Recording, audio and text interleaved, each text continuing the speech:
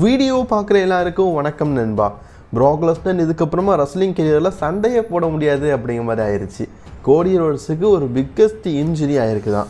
அதே போல் Seth versus Roman versus CM Punk ரெஸ்லிங்ல நடக்குமா? இதே மாதிரி ஒரு சில ரெஸ்லிங் செய்திகளை பற்றி இன்றைக்கான வீடியோவை பார்க்கலாம். அதுக்கு முன்னாடி சேனலுக்கு முதலாக வந்திருக்கோங்க, சப்ஸ்கிரைப் பண்ணி பெல் ஐக்கானை கிளிக் பண்ணி வச்சுக்கோங்க. தினமும் போகிற ரெஸ்லிங் செய்திகளை தமிழ் மொழியில் தெரிஞ்சுக்கோங்க. முதலாவது இப்போ தான் WWE பார்த்தீங்கன்னா சக்ஸஸ்ஃபுல்லி ராயல் ரம்பிள் நடத்தி முடித்தாங்க. அந்த ராயல் ரம்பிளில் டிக்கெட் எவ்வளோ விற்றுருக்குது அப்படின்னு கேட்டோன்னா, ஒரு நாளைக்கு முன்னாடி நடந்த ப்ரெஸ் மீட்டில் Triple H சொன்னார், 76,000 டிக்கெட்டு நாங்கள் விற்றுருக்குறோம், இன்னும் கொஞ்சம் டிக்கெட்டு கூட நாங்கள் விற்றுக்கிட்டு தான் இருக்கிறோம். டிக்கெட் வந்து சேலிங் தான் ஆகிட்டு இருக்குது. ஏன்னா அடினால நல்லா இடம் இருக்குது, எவ்வளோ பேர்னாலும் நெருக்கி உட்கார வச்சிடலாம். அதனால் கிட்டத்தட்ட அதில் ஒரு 1,00,000 பேர் உட்காரலான்னு வைங்களேன். அதனால் எவ்வளோ டிக்கெட் முடியுமோ அவ்வளோ டிக்கெட் நாங்கள் சேல் பண்ணிட்டு தான் இருந்தோம் அப்படிங்கிற மாதிரி சொன்னாங்க. ஸோ அது சக்ஸஸ்ஃபுல்லி ஆகிருக்குன்னே சொல்லலாம். ஏன்னா கிட்டத்தட்ட 70,000 டிக்கெட்டை டோட்டலாக விற்றுட்டாராம். 70,000 டிக்கெட்டு ஒரு ராயல் ரம்பிளுக்கு. எங்கள் ரெஸ்ல்மேனியாக்கு 70,000 பேர் வருவாங்க, ஒரு ராயல் ரம்பிளுக்கே 70,000 பேர் வந்திருக்கிறாங்க. ஃப்யூச்சரில் இந்த அரங்கத்தில் தான் WWE வந்து சம்மர் ஸ்லாம் அண்ட் ரெஸ்ல்மேனியாவும் நடத்த போகிறாங்களாம். இப்போவே இப்படி க்ரௌடுனா சம்மர் ஸ்லாம் ரெஸ்ல்மேனியாக்கெல்லாம் யோசிச்சு பாருங்கள், ஒரு பிக்கஸ்ட் ஈவெண்ட்டாக இருக்க போகுது. ஸோ இதை நினச்சி ரொம்பவே சந்தோஷப்படுறாங்க. மற்றும் இந்தியா போன ஆடியன்ஸ் நினச்சும் ரெஸ்லிங் இண்டஸ்ட்ரியில் ஒரு மிகப்பெரிய வரவேற்பு கிடச்சிருச்சு. இனி WWE முக்கியமான பேப்பர் எல்லாமே இந்தியா பில்ஸ் நடக்க வாய்ப்பு இருக்குது. அடுத்த செய்தி, இப்போது சமீபத்தில் பார்த்தீங்கன்னா WWE வந்து DIY டீமுக்கும் மோட்டார் சிட்டி மிஷின் கனுக்கும் ஒரு மேட்ச் நடத்தினாங்க ராயல் ரம்பிளில். அந்த மேட்சை பொறுத்த வரைக்கும் ரசிகர்கள் பல பேருக்கு பிடிச்சிருந்தது, ரொம்ப நல்லாவே சண்டை போட்டிருந்தாங்க. இது என்ன தெரியுமா ஒரு விஷயம், காவு வாங்கிருச்சு பரமா, காவு வாங்கிருச்சு. அதாவது தொமாசா சாம்பா எதில் முட்டிக்கிட்டாரு இல்லை எதில் அடிபட்டதுன்னு தெரில, மூக்கை பஞ்சர் ஆக்கி பாருங்களேன், அழகாக இருந்த மூக்கை நார மூக்காக்கி வச்சுருக்காரு. ஐயா நீங்கள் பார்க்க Triple H மாதிரி இருக்கிறீங்கன்னு சொல்லி ஆட்டுட்டு சொன்னது சரிதான், ஆனால் இப்படி இல்லாமா பண்ணுவீங்க? இதெல்லாம் பார்க்கும்போது எனக்கு பாவமாக இருக்குதுங்க. மனுஷன் பார்த்தீங்கன்னா ரொம்பவே மெனக்கட்டு சண்டை போட்டிருக்காரு. அது மட்டும் இல்லாமல் நம்ம ஆட்டுறது வந்து Triple H வந்து ஆல் ஆஃப் ஃபேமாக இருக்கார்ல, அவருடைய சோஷியல் மீடியாவில் தொமாசா சாம்பா ஃபோட்டோ போட்டு ஆல் ஆஃப் ஃபேம் ஆனதுக்கு வாழ்த்துக்கள்னு சொல்லியிருக்காரு. கொழுப்பை பார்த்தீங்களா அவருக்கு? அடுத்தது ப்ராக் லெஸ்னரை பற்றி ஒரு பிக்கஸ்ட் அப்டேட் நமக்கு கிடச்சிருக்குது. அதாவது ப்ராக் லெஸ்னர் பார்த்தீங்கன்னா இதுக்கப்புறமா ரெஸ்லிங் கெரியரில் சண்டை போட போகிறதே கிடையாதான். ராயல் ரம்பிளுக்கு ஒரு நாள் முன்னாடி நியூஸில் தான் நம்ம சொல்லியிருந்தோம். ஸோ இந்த மாதிரி சிவிலர் குற்றவாளிங்க பிரிவின் பேரில் ப்ராக் லெஸ்னருடைய பேரும் வந்துருச்சு. ப்ராக் லெஸ்னர் ஒரு குற்றவாளி அப்படிங்கிற மாதிரி நிரூபிச்சிட்டாங்க. அவர் ஒரு கிரிமினல் போஸ்டரில் சேர்த்துட்டாங்க. கிரிமினல்ஸ்ன்னு சொல்லிட்டு ஒரு பேர்லாம் இருக்கும்ல, அந்த மாதிரி நம்ம ப்ராக் லெஸ்னர் என்ன தான் ரெஸ்லிங் கெரியரில் சக்ஸஸான ஆளாக இருந்தாலும் அவர் ஒரு கிரிமினல் அப்படின்னு சொல்லிட்டாங்க. இந்த மாதிரி இஷ்யூ ஏற்பட்டதுனால தான் WWE பார்க்காம வராமல் இருக்கிறாரு. இப்போது இவ்வளோ பெரிய குற்றச்சாட்டு வந்ததுனால இதுக்கப்புறமா ப்ராக் லெஸ்னர் வந்து ரெஸ்லிங் கெரியருக்கு வரமாட்டார், தான் கெரியரை இதோட ஓவர் பண்ணிட்டாரு அப்படிங்கிற மாதிரி சொல்லப்பட்டிருக்குது. ஸோ இது ப்ராக் லெஸ்னர் ஃபேன்ஸுக்கு ஒரு பெரிய வருத்தமான செய்தி தான். ஸோ ப்ராக் லெஸ்னருடைய கெரியர் இப்படி முடிஞ்சிருக்கக்கூடாது, நல்லா முடிஞ்சிருக்கலாம். சரி, அடுத்த செய்தியை பற்றி நம்ம பார்க்கலாம்.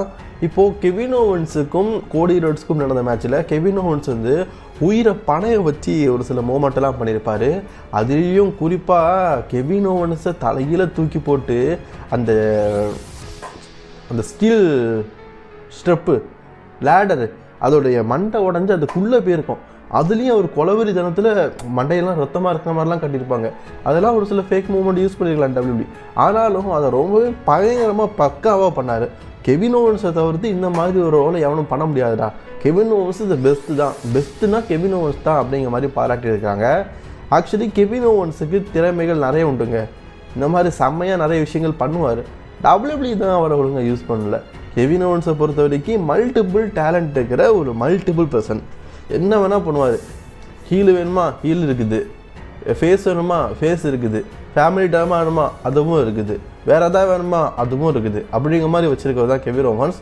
ஸோ கெரியரில் சக்ஸஸ்ஃபுல்லி வர வேண்டியவர் தான், பட் ஆனால் வெற்றிக்காக அப்படி இப்படின்னு சொல்லி தடிமாடிட்டு இருக்காரு. கோடி ரோட்ஸுக்கும் கெவின் ஓவன்ஸுக்குமான அன்டிஸ்பியூட்டட் யூனிவர்சல் சாம்பியன்ஷிப் ராயல் ரம்பிளோட ஒரு மாஸ்டர் பீஸ்னே சொல்லலாம். ரசிகர்கள் பெரிதும் எதிர்பார்க்கப்பட்ட இந்த மேட்ச் பெரிதும் இருந்தது, ரன்னாக இருந்தது. இதில் கெவின் ஓவன்ஸ் தான் சூப்பர் ஹீரோ. அந்த அளவுக்கு மெனக்கட்டு சண்டை போட்டார். ஏன் அவர் கழுத்தெலும்பெல்லாம் உடையிற மாதிரிலாம் காட்டினாங்க. ஆக்சுவலி உங்களுக்கு ஒரு விஷயம் தெரியுமா, இந்த மேட்ச்சில் பயங்கரமான இன்ஜுரி ஏற்பட்டிருக்குதான், மல்டிபிள் இன்ஜுரி ஏற்பட்டிருக்குதான். அதாவது ஒரு காயம் இல்லையா, பலவிதமான காயம் ஏற்பட்டிருக்கான். யாருக்கு? கெவின் ஓவன்ஸ் தானே. அடி வாங்கும் போதே தெரியும், மண்டையெல்லாம் உடையும் போதே தெரியும். அப்படின்னா இல்லைங்க, அவருக்கு காயம் ஏற்படலையா, கோடி ரோட்ஸ்க்கு காயம் ஏற்பட்டிருக்கான். இந்தா அது அடி வாங்கினது அவர் தான்டா, எப்படி அவருக்கு காயம் பிடிச்சி அப்படின்னு நீங்கள் கேட்கலாம். ஆக்சுவலி அதுதான் உண்மை, நீங்கள் நண்பர்கள் நிஜம் தான். கோடி ரோட்ஸுக்கு மல்டிபிள் இன்ஜுரி ஏற்பட்டிருக்குதான். ரசல்மேனியா டைம் அப்படிங்கிறது அவருடைய கெரியரில் முக்கியமான விஷயம். இந்த மாதிரி டைமில் அவருக்கு மல்டிபிள் இன்ஜுரியாக இருக்குது, உண்மையிலேயே ரொம்ப சோகமான விஷயந்தான். இப்போது கோடி ரோட்ஸை பற்றி ட்ரிபிள் ஹெச் என்ன சொல்லியிருக்காருன்னா, கோடி ரோட்ஸுக்கு மல்டிபிள் இன்ஜுரியாக இருக்குது, இதை பற்றி நாங்கள் எதுவுமே சொல்ல போகிறது கிடையாது. இந்த வாரம் நடக்க போகிற ஃப்ரைடே நைட் ஸ்மெட்டோவில் அவருடைய இன்ஜுரியை பற்றியும் அப்கமிங் பிளானை பற்றியும் அவரே சொல்லுவார் அப்படிங்கிற மாதிரி சொல்லியிருக்காரு. டபிள்யூடபிள்யூ இதில் நம்மளை பீதியை கலக்க விட்ருக்கானுங்க.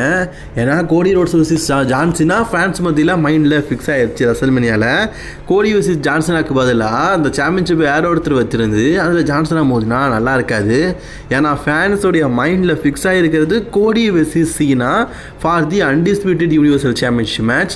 ஸோ அதில் கோடியை பீட் பண்ணணும் சீனா அப்படிங்கிறது தான் ரசிகர்களுடைய பெரிய எதிர்பார்ப்பு. ஸோ அதனால் இப்போ கோடி இன்ஜுரி ஆகிட்டா உண்மையிலேயே டோட்டல் பிளானும் பார்த்தீங்கன்னா டிசப்பாயின்மெண்ட் ஆயிரும். ஸோ கோடி ரோட்ஸுக்கு இப்போ இன்ஜுரி ஆகிருக்குது, இந்த வாரம் நடக்க போகிற ஃப்ரைடே நைட் ஸ்மெட்டோவில் அதை பற்றி சொல்லுவாருன்னு சொல்லியிருக்காரு.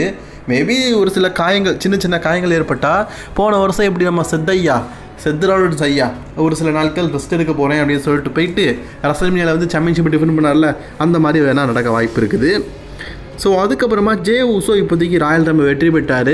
அஃபிஷியலி பார்த்தீங்கன்னா ப்ரெஸ் மீட்டில் வந்து சொல்லிட்டாரு, நான் வந்து குந்தர் கூட தான் மோத போகிறேன் அப்படின்னு. ஏன்னா குந்தர் கூட நான் மோதும் போது அவன் என்கிட்ட சொன்னால், நீ வந்து இன்டர்கனெக்ட் சாம்பியன்ஷிப் மேட்ச்சில் கூட என்னை பீட் பண்ணது கிடையாது, நீ ஒரு அண்டர் டாக் அப்படின்னு சொல்லிட்டு என்னை கேவலப்படுத்துனான். அதனால் அவனை பீட் பண்ணி அவங்ககிட்ட இருக்கிற வேர்ல்டு ஹெவிவெயிட் சாம்பியன்ஷிப்பை வின் பண்ணுறது தான் ஒரு நல்ல விஷயம் அப்படிங்கிற மாதிரி மெயின் ஈவன் ஜே ஊசோ சொல்லியிருக்காரு. ஸோ இவங்களுக்குள்ளே ஹெவிவெயிட் சாம்பியன்ஷிப் மேட்ச் பார்த்திங்கன்னா ரசல்மேனியாவில் நடக்க வாய்ப்புகள் இருக்குது. இதை பற்றி ரால கன்ஃபார்ம் பண்ணுவாங்க. அதுக்கப்புறமா இதை பற்றி பார்க்க போகிறோன்னா Seth Rollins, Roman Reigns and CM Punk issue. அதாவது கடலை பருப்புலேருந்து எப்படி கடலை மாவு வருது அப்படின்னு கேட்போம்ல, அதே மாதிரி ரோமனுக்கும் செத்துக்கும் ஒன்றா தாயாக இருந்தானுங்க, எப்படியா சண்டை வந்தது அப்படின்னு கேட்குற அளவுக்கு இருக்குது. பயங்கரமான சண்டைக்குள்ள மண்டைகள் எல்லாமே புரண்டுட்டு இருக்குது. இப்போது இந்த சண்டையில் ஒருத்தர் ஆட் ஆகிருக்காருன்னா சிஎம் பங்கு தான் பார்த்திங்கன்னா இப்போ இடையில ஒருத்தர் ஆட் ஆகிருக்காரு.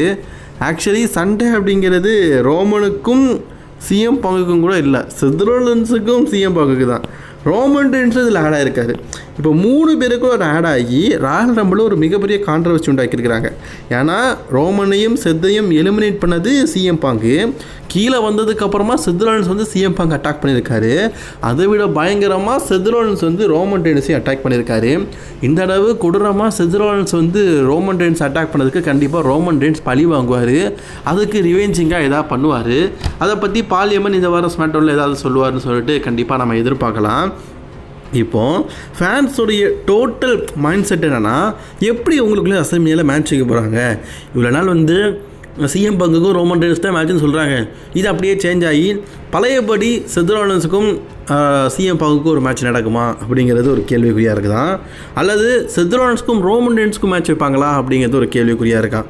அல்லது செத் ரோலன்ஸுக்கும் நம்ம சிஎம் பங்குக்கும் மேட்ச்சுக்கு பதிலாக சிஎம் பங்கும் ரோமன் ரெய்ன்ஸ்க்கு மேட்ச் இருக்குமா டவுட் இருக்காங்க.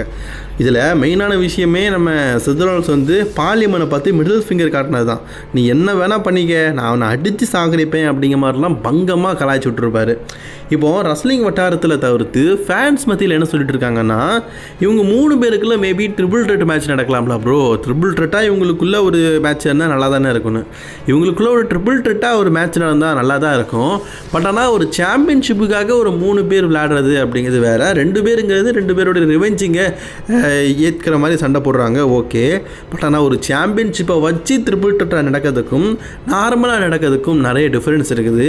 என்னை பொறுத்த வரைக்கும் இவங்களுக்குள்ள ஒரு மேட்ச் நடக்குதுன்னா அது ஒரு சாம்பியன்ஷிப்பை வச்சு ட்ரிபிள் த்ரெட்டாக நடந்தால் நல்லாயிருக்கும். நார்மலாக ஒரு ட்ரிபிள் த்ரெட்னா கொஞ்சம் ஓகே, நான் அப்படி தான்ப்பா இருக்கும். ஒரு சாம்பியன்ஷிப்பை வச்சு நடந்தால் நல்லாயிருக்கும். இது என்னுடைய தனிப்பட்ட கருத்து. உங்களுக்கு என்ன தோணுது அப்படிங்கிறத மறக்காமல் கமெண்ட் பாக்ஸில் கமெண்ட் பண்ணுங்கள். அண்ட் உங்களுடைய கமெண்ட்டை நான் இன்றைக்கி வாசித்து பெஸ்ட்டு 5 கமெண்ட்டுக்கு நாளைக்கு வீடியோவில் ரிப்ளை பண்ணுவேன். மறக்காமல் ரிப்ளை பண்ணுற மாதிரி தான் ரிப்ளை பண்ணுவேன். ஸோ அதனால் மறக்காமல் நல்ல கமெண்ட்டாக கமெண்ட் பண்ணிக்கோங்க. அண்ட் தொடர்ந்து வீடியோ பார்க்க ரஸ்லிங் கிங் தமிழை சப்ஸ்கிரைப் செய்து கொள்ளுங்கள்.